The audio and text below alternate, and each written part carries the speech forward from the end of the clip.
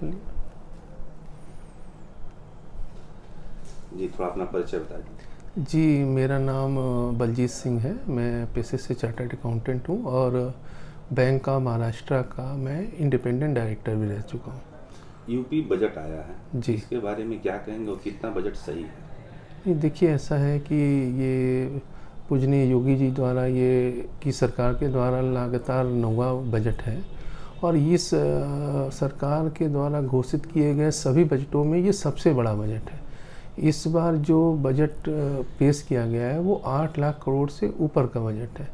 इसका मतलब कि जो इस सरकार का फोकस है वो आधारभूत रचनाओं को बढ़ाने का, इंफ्रास्ट्रक्चर डेवलपमेंट करने का, ये दिखता है। जो इस बार का है बजट है, इसमें जो 4 एक्सप्रेसवे नए बनाने की घोषणा की गई है, या आप कह सकते हैं कि जो राजमार्गों को या जो बाईपास रिंग रोड की बात की गई है, सबके लिए खुल के बजट का प्रावधान इस बजट में किया गया है।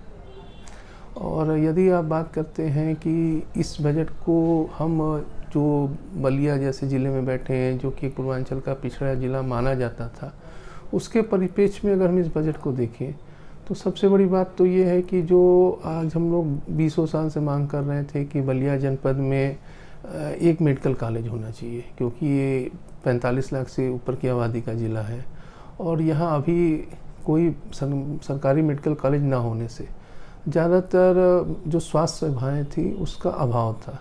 अभी केवल जिला अस्पताल था जिस पे असीमित भार पड़ता था, जिसके कारण रेफ़र होने वाले केसेस की संख्या ज़्यादा थी, जिसके कारण जो मरीज़ थे उन्हें रास्ते में जाम का सामना करना पड़ता था। कुछ यात्री, कुछ पेशेंट रास्ते में दम तोड़ देते थे। तो अब उस सब से निजात मिलेगी।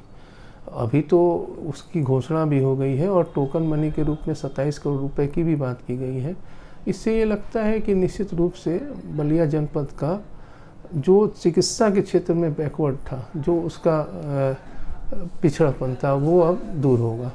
और हम अगर बात करें दूसरे क्षेत्र की, जैसे उन्होंने युवाओं की बात की है, युवाओं को अब 5 लाख रुपए तक का इंटरेस्ट फ्री लोन देने की बात हुई है, जो इंटरेस्ट भी फ्री होगा और साथ में उसमें अगर वो टाइम पेमेंट करेंगे तो सब्सिडी भी मिलेगी। इससे कम से कम जो बेरोज़गार युवा हैं उनको ये एक उनके लिए एक बहुत ही बहुमूल्य अवसर मिला कि वो बलिया जनपद के या प्रदेश के किसी भी कोने के हों, उनको अब अपना उद्यम शुरू करने में अब तो ये लगता है कि वो 2-4 लोगों को और रोज़गार भी दे सकते हैं, एक अपना रोज़गार शुरू करके।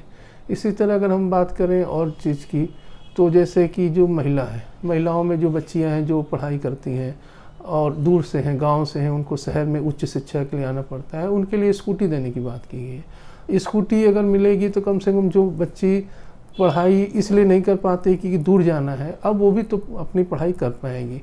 इसके अलावा हम छात्रों की बात करें तो डिजिटल लाइब्रेरी की बात की गई है। उसके अलावा जो है अब व्यावसायिक प्रशिक्षण देने की बात की गई है, जिसमें 4500 रुपये 12 महीने तक देने की बात की गई। ये भी एक अलग हटके एक विषय है, जिससे कम से कम बेरोजगार युवा किसी भी तरह की अपनी स्पेसिफाइड एक ट्रेनिंग ले सकता है और ट्रेनिंग लेके 12 महीने में फिट होके कहीं अपना रोजगार शुरू कर सकता है।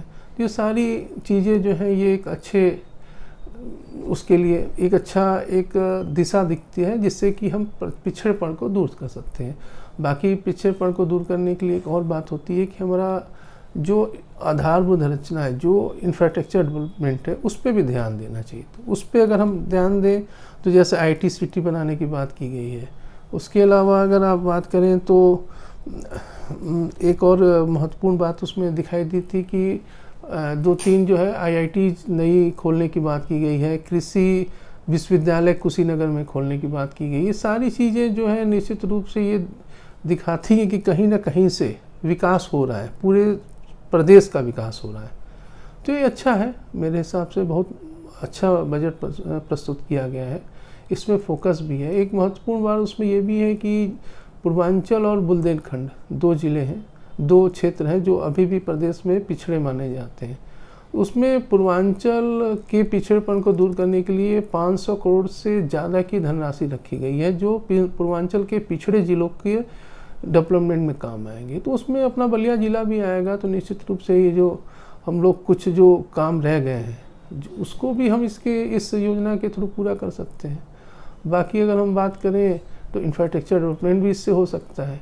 तो कई चीज़ें हैं। बाकी जो बलिया में एक माननीय मंत्री जी ने शुरू कराया था कि वायनाड टू सोनवानी बाईपास, जो रिंग रोड और इसकी बात की जा रही है बाईपास के लिए जो अलग से प्रावधान किया गया बजट में, उससे हमको लगता है कि उसके थ्रू हम उस वाले प्रस्ताव को पास करा लेंगे तो साल 1.5 साल में जो बलिया जनपद की जाम की समस्या है उससे भी इलाज हमने को राहत मिलेगी। दूसरी बात यह है कि जो अभी बलिया एक सीमित दायरे में फैल रहा है, जब बाईपास बन जाएगा तो निश्चित रूप से उसके बगल में एक नया बलिया भी बसेगा और आवास विकास की परियोजनाएं भी आएंगी, जिससे बलिया का भी विकास होगा और एक जगह भी मिलेगी।